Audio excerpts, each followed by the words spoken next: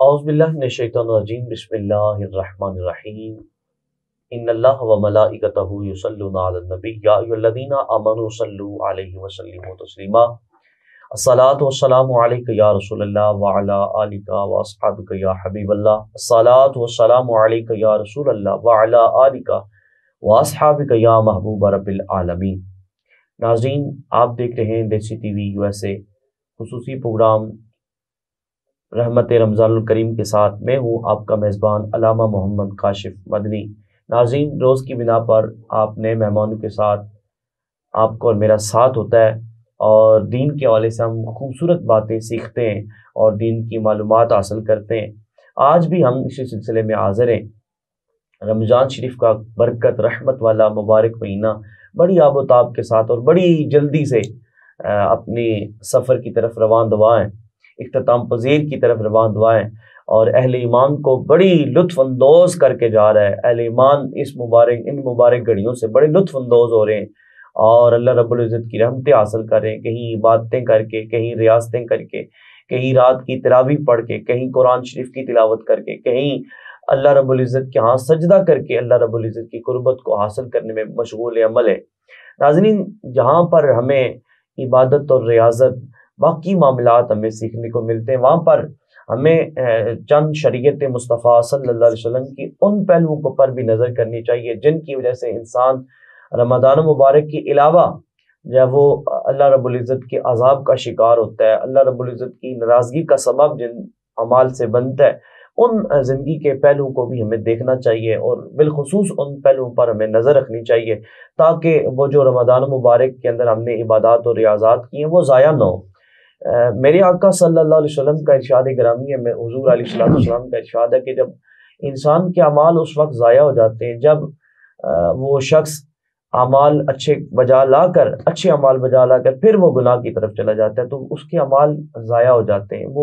وہ جو اس کو اللہ رب العزت کا قرب میسر آیا ہوتا ہے، وہ جو اللہ تعالیٰ کی اس کو خاص رحمتیں میسر آئی ہوتی ہیں، ان سے وہ محروم ہو جاتا ہے۔ تو اس لیے ہمیں چاہیے کہ ہمیں زندگی کے ان پہلوؤں پر ہمیں خاص نظر رکھنی چاہیے کہ وہ کون کون سے ایسے پہلو ہیں کہ جن کی وجہ سے انسان کے نیک اعمال جو ضائع ہو جاتے ہیں۔ انہی پہلوؤں میں سے ایک پہلو حسد ہے کہ جس کی وجہ سے حسد اور بغض یہ ایسے پہلو ہیں کہ جن کی وجہ سے انسان کے اعمال خیر جو ہے وہ ضائع ہو جاتے ہیں۔ انشاءاللہ آج اسی ٹاپک پہ بات کریں گے۔ بات کرنے کے لیے تشریف فرمائیں، کسی تعارف کے محتاج نہیں، عظیم عالم دین، عظیم مذہبی اسکالر، میری مراد جناب صلاح الدین نقشبندی صاحب تشریف فرمائے۔ السلام علیکم ورحمۃ اللہ وبرکاتہ۔ وعلیکم السلام ورحمۃ اللہ وبرکاتہ۔ قبلہ علامہ صاحب، آپ کو خوش آمدید کہوں گا اپنے پروگرام رحمت رمضان الکریم میں، اور آپ کا شکریہ بھی ادا کروں گا اپنی جانب سے، دیسی ٹی وی USA کی پوری ٹیم کی جانب سے کہ آپ نے ایک دفعہ پھر کافی سارے دوستوں کی خواہش پر آپ پھر تشریف لائے، آپ کا بہت بہت شکریہ۔ قبلہ علامہ صاحب، سب سے پہلے ہمارے سننے والوں کے علم میں اضافہ کیجئے اور یہ بتائیے کہ بغض کیا ہے اور بغض کے معاشرے کے اندر نقصانات کیا ہیں، اور اس کے بارے میں نبی اکرم صلی اللہ علیہ وسلم کا کیا فرمان ہے، اور خود رب ذوالجلال عز و جل کا اس بارے میں کیا اعلان ہے، اس حوالے سے آغاز فرمائیے گا۔ بسم اللہ۔ اعوذ باللہ من الشیطان الرجیم، بسم اللہ الرحمن الرحیم۔ اللہم صلی علی محمد وعلی آل محمد کما صلیت علی ابراہیم وعلی آل ابراہیم انک حمید مجید۔ اللہم بارک علی محمد وعلی آل محمد کما بارکت علی ابراہیم وعلی آل ابراہیم انک حمید مجید۔ جی کاشف صاحب، میں آپ کا شکریہ ادا کرتا ہوں کہ آپ نے من ناچیز کو یہاں پر مدعو کیا ہے۔ آپ نے بڑا ہی پیارا آج جو ہے موضوع طے کیا ہے، حسد کے حوالے سے، بغض کے حوالے سے، جو آج ہمارے معاشرے میں بہت زیادہ تیزی کے ساتھ پھیل رہا ہے۔ جس طرح اگر ہم کسی جنگل میں آگ لگاتے، وہاں پر جب گھاس خشک ہو جاتا ہے تو جب ہم ایک تیلی سے لگاتے ہیں آگ تو وہ پورا جنگل، پورا پہاڑ جو ہے وہ جل جاتا ہے، راکھ ہو جاتا ہے۔ اسی طرح آج کے دور میں بھی یہ بغض جو ہے ہمارے اندر پھیلتا جا رہا ہے اور ہم جو ہے ایک دوسرے کے نفرت کرنے لگے ہیں۔ بلکہ کتنی خوبصورت بات علامہ صاحب فرما رہے ہیں کہ جس طرح آپ نے ارشاد فرمایا کہ وہ آگ جو ہے وہ سارے جنگل کو جلا کر راکھ میں تبدیل کر دیتی ہے، اسی طرح حسد بالخصوص بغض کی ہم چونکہ بات کر رہے تھے، تو بغض اسی طرح انسان کے اعمال خیر کو وہ ختم کر دیتا ہے، جلا کے وہ یوں سمجھ لیجئے کہ راگ میں تبدیل کر دیتا ہے۔ تو بغض کے حوالے سے قبلہ علامہ صاحب بات کر رہے تھے، بغض کے کتنے نقصانات ہیں۔ جی حدیث پاک میں آتا ہے کہ اللہ تبارک و تعالیٰ کے بارگاہ میں سوموار اور جمعرات کو بندے کے اعمال پیش کیے جاتے ہیں اور بندے کی بخشش کی جاتی ہے سوائے اس کے جو بغض رکھتے ہیں، جو دل میں کینہ رکھتے ہیں۔ تو آقا علیہ الصلوۃ والسلام نے فرمایا کہ اللہ تبارک و تعالیٰ انہیں مہلت دیتا ہے تاکہ وہ آپس میں بندوں کے ساتھ صلح کر لیں۔ اللہ تبارک و تعالیٰ پھر اسے مہلت دیتا ہے تاکہ پھر یہ صلح کر لے۔ اللہ تبارک و تعالیٰ پھر اسے مہلت دیتا ہے تاکہ صلح کر لے۔ ناظرین کرام، جس طرح رمضان مبارک کا مہینہ جاری ہے، اگر ہم اس سے پہلے مہینوں کو دیکھتے ہیں، ماہ شعبان المعظم، وہی بڑی برکتوں والا مہینہ تھا، بڑی شانہ والا مہینہ تھا۔ آقا علیہ الصلوۃ والسلام کے پاس جبریل امین جب حاضر ہوتے ہیں شعبان کی نصف رات، 15ویں رات کو، آگر عرض کرتے ہیں کہ یا رسول اللہ صلی اللہ علیہ وسلم، اللہ تبارک و تعالیٰ نے آج آسمان کے تقریباً 300 دروازوں کو کھول دیا، جنت کے 300 دروازوں کو کھول دیا ہے۔ یا رسول اللہ، آج بے تحاشا لوگوں کی اللہ تبارک و تعالیٰ مغفرت فرمائے گا، مگر چند ایسے لوگ ہیں جن کی آج کے رات بھی مغفرت نہیں کی جائے گی،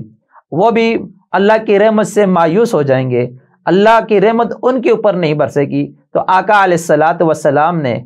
فرمایا جبریل وہ کون کون سے لوگ ہیں؟ تو وہ 4 لوگ بتائے گئے، ان میں سے جو ایک ہے جو بغض اور کینہ رکھنے والا، اپنے بھائی سے قطع تعلق رکھنے والا، اپنے بھائی سے ناراض رہنے والا، جس کے دل میں کسی انسان کے لیے برائی ہے۔ جبریل امین نے فرمایا کہ یا رسول اللہ، ایسے بندے کی بخشش نہیں ہوتی آج کے رات جبکہ تمام لوگوں کی بخشش ہو جاتی ہے۔ تو آقا علیہ الصلوۃ والسلام نے فرمایا جبریل یہ پھر دروازے کب تک کھلے رہتے ہیں؟ آج کی کہ یا رسول اللہ یہ صبح تک دروازے کھلے رہتے ہیں۔ آقا نے فرمایا کہ جبریل پھر یہ بتاؤ کہ جو بندہ بغض اور کینہ رکھے ہوا ہے، اب وہ اس کے لیے وہ دروازے بند ہو گئے ہیں، تو پھر کیا ہوگا؟ تو جبریل امین نے فرمایا، سامعین کرام، جبریل امین نے فرمایا کہ یا رسول اللہ صلی اللہ علیہ وسلم، جب تک بندے کی موت نہیں آتی، جب تک بندے کی موت نہیں آتی، بندے کے اندر سانس چل رہا ہے، اس وقت تک اس کے لیے وہ دروازہ کھلا ہوا ہے۔ اگر وہ آخری وقت بھی آ کر، آخری ٹائم میں بھی اگر اپنے بھائی سے صلح کر لے، اپنے بھائی کا جو اس کے سینے میں بغض ہے، عداوت ہے، کینہ ہے، اگر وہ نکال دے تو اللہ تبارک و تعالیٰ اس وقت بھی اس کو معاف فرما دیتا ہے۔ کتنی خوبصورت بات ہے کہ دیکھیے کہ اللہ رب العزت کی رحمت سے ہی بندہ محروم ہے۔ اللہ اکبر، اللہ اکبر، سوچنے والی بات ہے۔ ہر انسان کو اپنا محاسبہ کرنا چاہیے، ہر انسان کو اپنے اوپر دیکھنا چاہیے کہ اگر وہ بغض کے اندر مبتلا ہے، اگر وہ بغض کے اس لعنت کے اندر وہ مبتلا ہے، تو یاد رکھیے اللہ تعالیٰ کی، دیکھیں قبلہ کاری صاحب نے حدیث مبارکہ پیش کر کے آپ کو بتایا کہ اللہ رب العزت کی رحمت ہی نصیب نہیں ہوتی۔ اگر رحمت ہی نصیب نہ ہوئی رب کی، تو مجھے یہ بتائیے کہ کائنات کے اندر اور کون سا ایسا در ہے اور کون سی ایسی جگہ ہے جہاں سے اسے امان نصیب ہوگا، جہاں سے اسے خیر نصیب ہوگی؟ ایک رب ہی کا تو در ہے، ایک رب ہی تو ایسا مہربان اپنے بندوں پر، جو اپنے بندوں پر نظر رحمت کرتا ہے۔ اور یقیناً ہر انسان کی یہ توقعات ہوتی ہے کہ اللہ تعالیٰ جب تک اس بندے کے ساتھ رحمت شامل حال نہ کرے تو وہ انسان کامیاب ہی نہیں ہو سکتا۔ تو پتہ چلا کہ جو شخص بغض کے اندر مبتلا ہے وہ کامیاب نہیں ہے۔ دنیا کا سب سے بدترین انسان اگر میں کہوں تو غلط نہیں ہوگا۔ اور قبلہ کاری صاحب یہ بھی بتائیے گا کہ معاشرے کے اندر، ایک پرامن ماحول کے اندر اس بغض کے کیا کیا نقصانات ہیں، اس حوالے سے بھی آگاہ فرمائیے گا۔ اسی طرح حضرت عبداللہ بن عباس رضی اللہ تعالی عنہما کے پاس کچھ لوگ آتے ہیں اور آ کر عرض کرتے ہیں کہ ہم سفر حج کے اوپر جا رہے تھے، یعنی کہ ہم حج کے اوپر جا رہے تھے، ہمارا قافلہ تھا، قافلے میں تھے، ایک ایسا شخص تھا جو وصال فرما گیا، اس کا انتقال ہو گیا، تو ہم نے اس کو غسل دیا، کفن دیا، اور جب ہم نے اس کو دفن کرنے کے لیے قبر کھودی تو اس میں ہم نے دیکھا کہ اس میں کالے سانپ تھے۔ یعنی جب ہم نے قبر کھودی، ناظرین کرام ذرا غور فرمائیں کہ جب وہ کہتے ہیں کہ جب ہم نے قبر کھودی تو اس میں کالے سانپ تھے قبر کے اندر، تو پھر ہم نے اس قبر کو بند کر دیا، پھر جب بند کیا ہم دوسری جگہ چلے گئے، وہاں پر جا کر ہم نے قبر کھودی۔ جب وہاں پر بھی ہم نے قبر کھودی ہے تو دیکھا تھا اس کے اندر بھی کالے کالے سانپ موجود تھے۔ اب ہم نے فیصلہ نہ کر سکے ہم کیا کریں، تو ہم آپ کے پاس چلے آئیں۔ تو حضرت عبداللہ بن عباس رضی اللہ تعالی عنہما نے فرمایا کہ اس شخص کے دل میں اپنے مسلمان بھائیوں کے لیے بغض اور کینہ تھا، اس وجہ سے اس کی قبر کے اندر کالے سانپ موجود ہیں، لہذا تم ایسے کرو کہ اس کو اسی قبر کے اندر دفن کر دو۔ سامعین کرام اندازہ لگائیں کہ جو انسان اپنے مسلمان بھائی کے لیے بغض اور کینہ رکھتا ہے، کریم لجپال نبی علیہ الصلوۃ والسلام نے فرمایا کہ اے اللہ کے بندو آپس میں بھائی بھائی بن کر رہو۔ اور اللہ تبارک و تعالی نے قرآن مجید فرقان حمید میں بھی ارشاد فرمایا، سورہ حجرات کی آیت مبارکہ ہے کہ انما المؤمنون اخوہ، کہ جو بے شک جو مومن ہیں آپس میں بھائی بھائی ہیں، آپس میں ہمیں حکم ملا ہے کہ ہم آپس میں بھائی بن کر رہیں۔ اگر آج ہم نے اپنے دل سے بغض اور کینے کو ختم نہ کیا تو ہمارا معاشرہ جو ہے وہ تباہ ہوتا چلا جائے گا، کیونکہ یہ معاشرے کی بہت بڑی بیماری ہے۔ یہ معاشرہ اس چیز سے بہت زیادہ خراب ہو رہا ہے۔ آج ہمارے دل میں اتنی زیادہ یہ آگ لگ چکی ہے، جس طرح آگ جو ہے لکڑی کو کھا جاتی ہے۔ ایک قد آور اگر بہت بڑا درخت ہے، بہت بڑا درخت ہے، اگر ہم اس کو ایک تیلی سے جلائیں گے، چند گھنٹے کے بعد وہ درخت جو اتنا بڑا درخت ہوتا ہے وہ بالکل ریزہ ریزہ ہو جائے گا، ذرے ذرے ہو جائے گا، بالکل وہ خاک ہو جائے گا۔ تو اسی طرح اگر ہم اپنے مسلمان بھائی کا اپنے دل میں بغض رکھیں گے، ہم نے جتنے بھی اعمال کیے ہوں گے وہ سارے کے سارے ہمارے اعمال جو ہے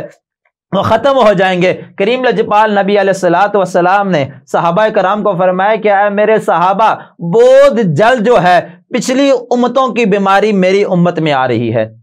یعنی کہ پچھلی امت کی بیماری میری امت میں آ رہی ہے۔ تو صحابہ کرام نے عرض کی کہ یا رسول اللہ صلی اللہ علیہ وسلم، آقا جی وہ کون سی بیماری ہے جو پہلی امتیں بھی کیا کرتی تھیں، جو بیماری آج ہمارے اندر آ رہی ہے؟ تو آقا علیہ الصلوۃ والسلام نے فرمایا وہ لوگوں کے لیے اپنے دلوں میں بغض اور کینہ رکھتے تھے، بہت جلد جو ہے آج یہ میری امت میں بھی بیماری آ جائے گی۔ تو ناظرین کرام، کریم لجپال نبی علیہ الصلوۃ والسلام نے آج سے تقریباً 1500 سال پہلے یہ بات کہی تھی کہ میری امت میں یہ بیماری آئے گی، اور آج یہ بیماری آ چکی ہے کہ ہم اپنے مسلمان بھائی سے کتنی نفرت کرتے ہیں۔ جب ہمارا مسلمان بھائی آتا ہے تو ہم اپنا منہ موڑ لیتے ہیں، حالانکہ آقا علیہ الصلوۃ والسلام نے فرمایا کہ جب دو مسلمان بھائی آپس میں گلے ملتے ہیں، جب دو مسلمان بھائی آپس میں گلے ملتے ہیں تو ان کے جدا ہونے سے پہلے پہلے اللہ ان کے گناہ معاف فرما دیتا ہے۔ تو آج جو ہے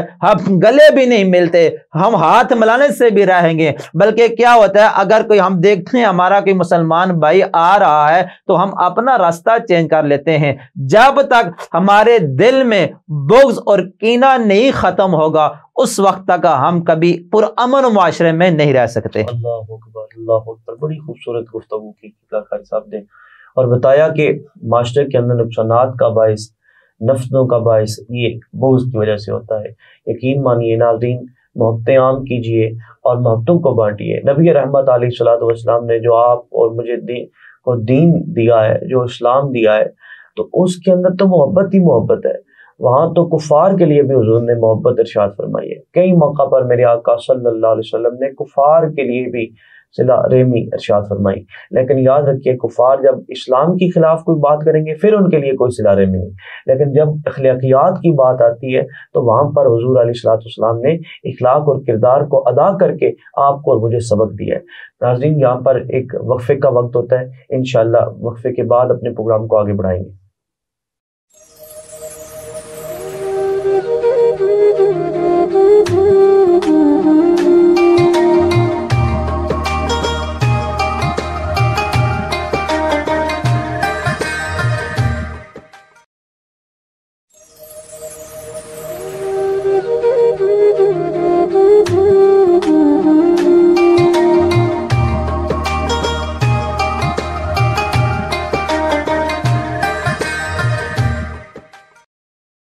ناظرین، ایک دفعہ پھر اپنے پروگرام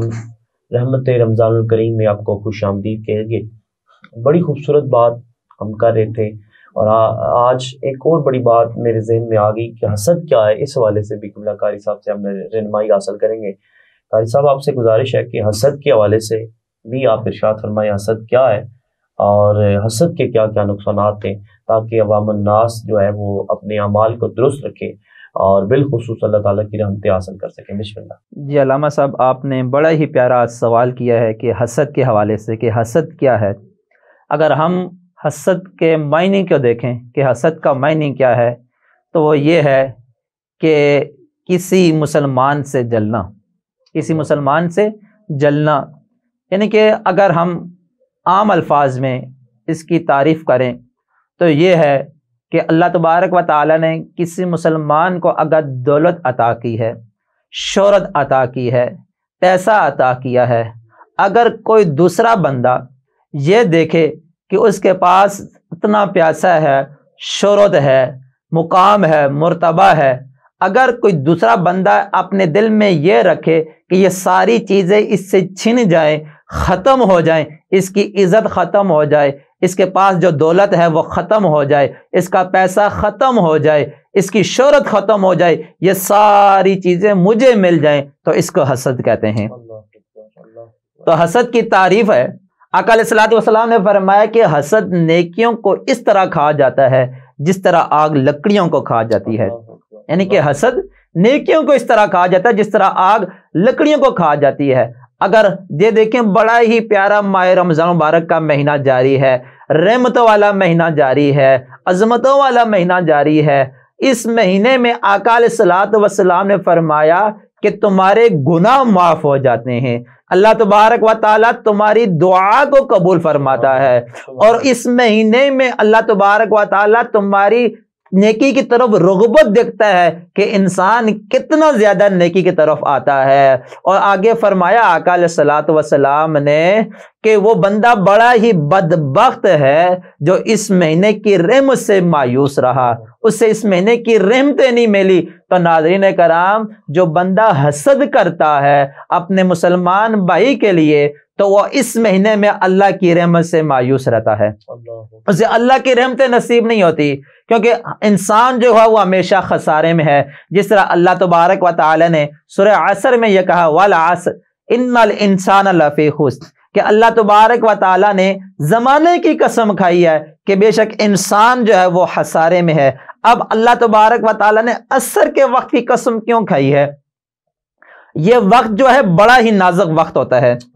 یہ وقت بڑا ہی نازک وقت ہوتا ہے کہ جب انسان صبح جب اپنے کاروبار کے لیے آتا ہے، اپنی دکان کے اوپر بیٹھتا ہے، عصر کی نماز کے بعد مغرب کا ٹائم ہو رہا ہوتا ہے، تو اس وقت جو پرانا دور تھا اس میں چھٹی کا وقت ہوتا تھا، تو انسان کیا ہے کہ اپنے گلے کی طرف دیکھتا تھا، آیا میں نے اتنے دیر سے دکان کو کھولا ہوا ہے، دیکھتا ہوں کہ میری کتنی جمع پونجی ہوئی ہے۔ تو اس وقت انسان کشمکش میں ہوتا ہے، میں دکان بند کروں یا کھولے رکھوں، دکان بند کروں یا کھولے رکھوں، تو اس کشمکش میں ہوتا ہے، کیونکہ اسی لیے اللہ نے فرمایا کہ مجھے قسم ہے اس ٹائم کی کہ انسان جو ہے وہ خسارے میں ہے۔ تو ناظرین کرام، حسد بھی یہی ہے کہ اگر ہم اپنے دل میں اس کو بسا لیں گے، اگر جب تک ہم اس کو اپنے دل سے نہیں نکالیں گے اس وقت تک ہماری کامیابی نہیں ہوگی۔ ناظرین کرام، جہاں پر ہمیں حسد کرنا ہوتا ہے وہاں پر ہم حسد نہیں کرتے۔ آقا علیہ الصلوۃ والسلام نے فرمایا کہ حسد حرام ہے سوائے چند چیزوں کے، ان میں سے میں دو چیزیں آپ کو ہوش گزار کرتا ہوں کہ دو چیزیں ایسی ہیں کہ آقا علیہ الصلوۃ والسلام نے فرمایا جہاں پر حسد کرنا جائز ہے۔ فرمایا کہ اگر کسی کے پاس قرآن کا علم ہے، اسلامی تعلیم ہے، وہ صبح و شام قرآن پاک کو پڑھتا ہے، وہ مسلمان دوسرا اپنے سینے میں یہ حسد کرے کہ یہ علم میرے پاس بھی ہو، اللہ تبارک و تعالیٰ مجھے بھی یہ علم عطا فرمائے تاکہ جس طرح یہ میرا مسلمان بھائی پڑھ رہا ہے میں بھی پڑھوں۔ تو اس طرح کیا ہے، حسد کرنا یہاں پر جائز ہے۔ اگر کوئی مسلمان مالدار ہے وہ لوگوں میں صدقہ و خیرات کرتا ہے، یہاں پر اگر کوئی بندہ حسد کرتا ہے، اس کی نیت یہ ہو کہ میرے بھائی کو اللہ اور زیادہ ترقی عطا فرمائے اور اس کے صدقے مجھے بھی عطا فرمائے، تاکہ جس طرح یہ لوگوں کی خدمت کر رہا ہے اسی طرح میں بھی لوگوں کی خدمت کر کے اللہ تبارک و تعالیٰ کی بارگاہ سے اجر پاؤں، تو ناظرین کرام یہاں پر حسد کرنا جائز ہے۔ اور اگر ہم نماز پڑھتے ہیں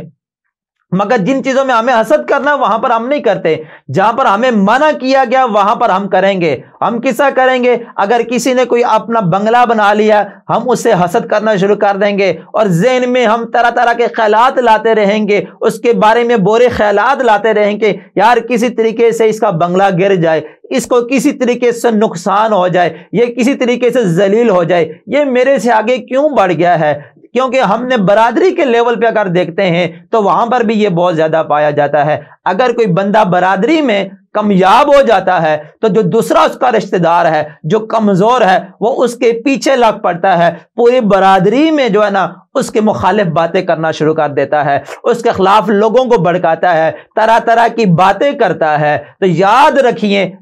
رکھیے کہ اللہ تبارک و تعالی نے قرآن مجید فرقان حمید سورہ آل عمران میں فرمایا وَتُعِزُّ مَن تَشَاءُ وَتُذِلُّ مَن تَشَاءُ، جسے میں چاہوں عزت عطا کروں اور جسے میں چاہوں ذلت عطا کروں۔ ناظرین کرام اگر کسی بندے کو اللہ تبارک و تعالی نے عزت عطا کر دیا، پورا معاشرہ پوری انسانیت مل کر اگر اسے وہ ذلیل کرے تو کبھی نہیں کر سکتی، کیونکہ اللہ نے کہہ دیا وَتُعِزُّ مَن تَشَاءُ کہ میں نے اسے عزت عطا فرما دی۔ اگر اللہ کی طرف سے انسان مردود ہو گیا، اگر پورا معاشرہ اس کے لیے آگے بڑھے، اس کا ساتھ دے، اس کو عزت دے، اس کو عزت نہیں مل سکتی، کیونکہ اللہ کی بارگاہ سے وہ مردود ہو گیا ہے۔ تو ناظرین کرام حضرت ایاز بن فضیل رحمۃ اللہ تعالی خلیفہ ہارون رشید کو ایک بات نصیحت کر رہے ہیں کہ انہوں نے فرمایا کہ اے خلیفہ، اے خوبصورت چہرے والے، اے بڑی پیاری حسین صورت والے، اس وقت کو یاد کر جب تو رب کی کچہری میں کھڑا ہوگا اور تجھ سے لوگوں کے بارے میں سوالات ہوں گے۔ کیونکہ خلیفہ ہارون جو رشید تھا بہت بڑا حاکم تھا، خلیفہ تھا، بہت زیادہ اس کی حکومت تھی، بہت بڑا وسیع اس کا رقبہ تھا، سورج اس کی زمین سے طلوع بھی ہوتا تھا غروب بھی ہوتا تھا، یعنی کتنی بڑی سلطنت کا وہ بادشاہ تھا۔ مگر اسے حضرت فضیل بن ایاز کیا کہہ رہے ہیں کہ خلیفہ یاد رکھ